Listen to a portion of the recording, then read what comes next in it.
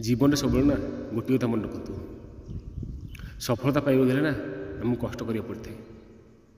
जदि आम कष्ट करवानी कि कहवा आमको किसी मिलूनी कि लाभ होनी। ए भाई जन देखु एत फैट है ना एत मोटा है ना देखु प्रत्येक स्टेप धीरे धीरे ओजन कमी जाऊँगी। देखो मोटापन धीरे धीरे कमी जाऊँगी कहीं कहीं सी चाहूँगी कि मोर ओजन कमी जाऊ मु जड़े प्लेयर हो पारे। देखु सी सफलता ना निश्चित मिल ये भाई को ना शिखा दरकार कि आम परिश्रम कले ही आमको सफलता मिल पारे। जदि किसी करवानी कि बुझानी तो आमको सफलता केमती मिल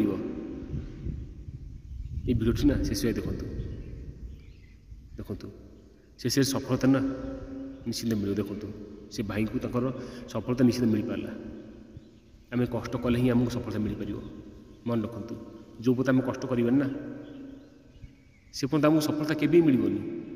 जीवन कथा सब मन रखि था।